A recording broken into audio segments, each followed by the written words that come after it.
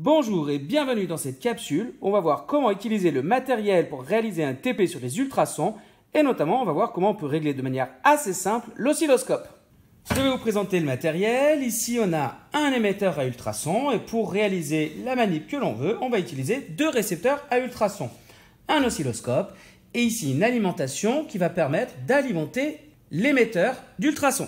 Pour que mon dispositif puisse émettre des ultrasons, la première chose à faire, c'est d'alimenter ce générateur en courant continu. Pour cela, j'utilise une alimentation ici que je règle sur 12 volts.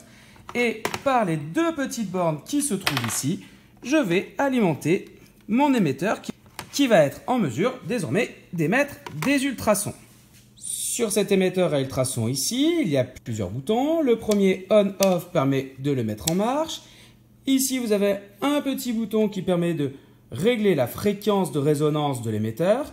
Ici, vous avez ce qu'on appelle le mode continu. Et en switchant ici, on a ce qu'on appelle le mode salve avec des salves étroites ici ou des salves plus larges en bas.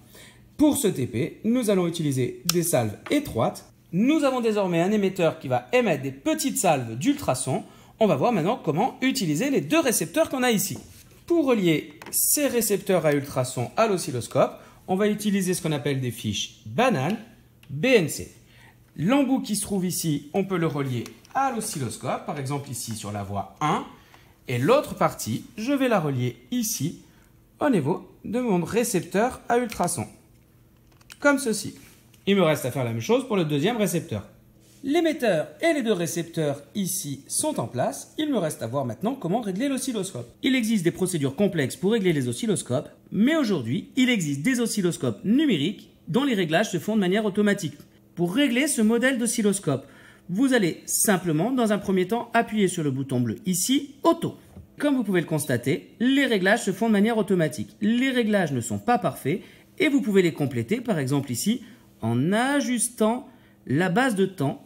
On a ici les deux récepteurs qui sont côte à côte. Si je décale un récepteur par rapport à l'autre, on voit que les deux signaux se décalent. S'il y a un décalage de distance entre les deux signaux, il y aura un décalage temporel au niveau de l'arrivée de l'onde. L'onde va d'abord arriver au premier récepteur, puis au second. Ici, on voit que les signaux sont un petit peu instables. Pour cela, je peux figer l'image en venant appuyer sur Run Stop ici. Voilà, la mesure va être plus facile à réaliser.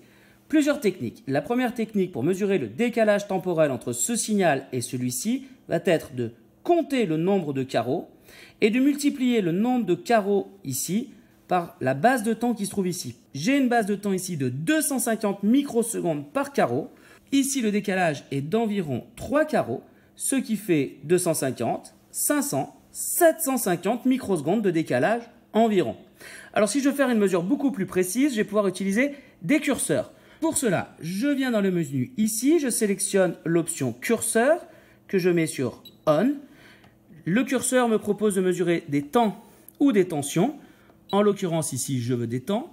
Pour le premier curseur, le curseur A, je vais pouvoir le déplacer avec la petite molette ici. Et on voit que le curseur A, je peux venir le poser ici au début de mon signal.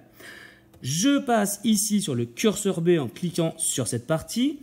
Le curseur B, on le voit, il se trouve ici. Je peux le décaler à l'endroit qui m'intéresse pour faire ma mesure. Et cette fois-ci, le décalage temporel entre les deux signaux s'affiche ici.